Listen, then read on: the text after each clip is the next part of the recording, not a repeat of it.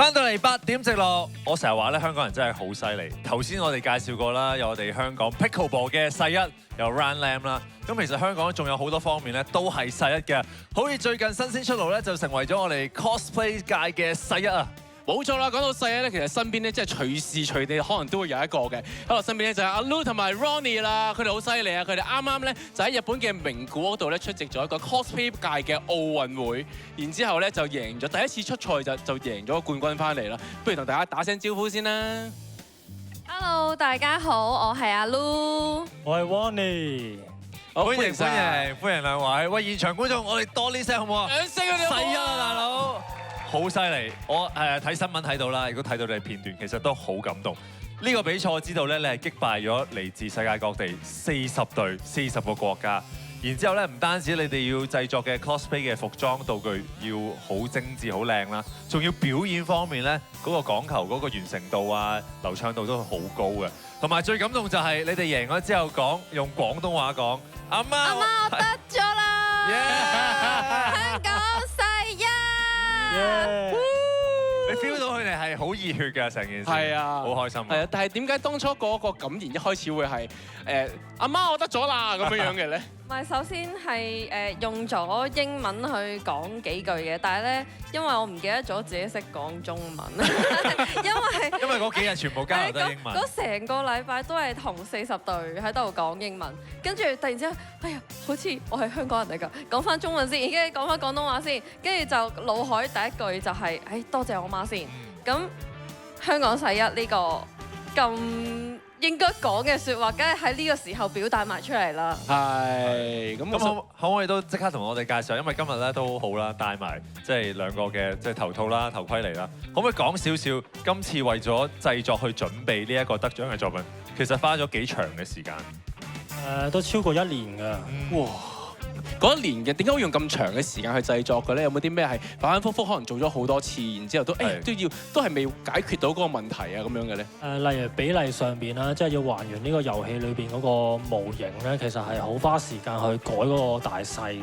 即係例如好驚會唔會有呢個頭大身細啊，或者個膊頭會唔會太大啊？咁另外我哋可能啲細緻方面咧都會着重咗好多，花咗好多心機落去咯。例如嗰啲紋路啊，例如盔甲嘅即係龍嘅鱗片啊，我哋都花咗好多心機嘅。係，因為我成日覺得好多人冇玩 cosplay 嘅人就以為好簡單啫，你買啲衫跟住着上去兜個圈就係 cosplay。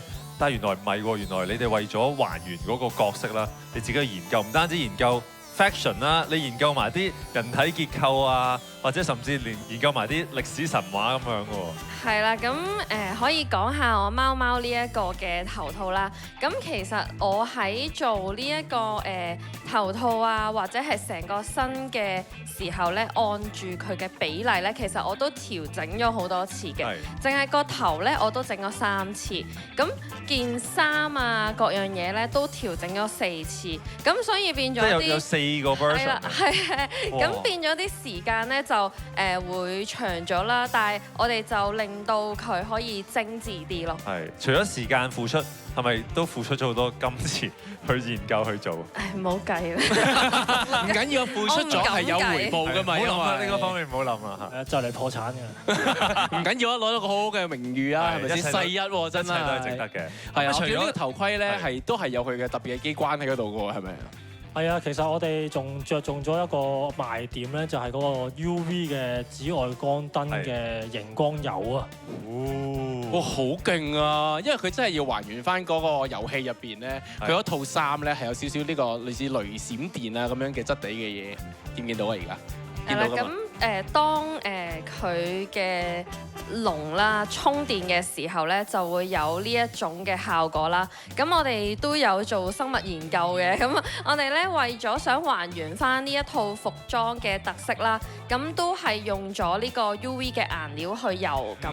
我哋就可以呈現到呢一個效果啦。咁喺台上面其實呈現到呢種效果都係一種爆點嚟嘅。係。咁我想問下啦，呢一個比賽啦，即係 cosplay 可能大家就會覺得你要還原到嗰個角色嘅所有嘢。咁其實個比賽係咪淨係你着到 costume 出去，然之後可能俾人哋睇到你套 costume 幾靚，就係完事嘅咧成個比賽？唔係嘅，我哋係要有服裝評審先啦。咁服裝評審完之後就會有舞台嘅評審。咁嗰方面咧就係我哋嘅舞台表演啦，要配合翻我哋嘅背景個 screen 啦，同埋我哋自己行出嚟做一個嘅2分半鐘嘅小短劇咁樣咯。即係所以你個服裝道具係佔一半嘅分數，然之後喺舞台上嗰個表演呈現嗰部分又係佔一半嘅分數。係啦。我知你喺表演嘅方面咧都落咗好多心思落去嘅喎，係咪啊 Ronnie？係啊，我哋都諗咗好耐㗎啦，嗰個編劇啊、對白啊，甚至可能啲動作咧，我哋都諗咗好耐㗎啦。係。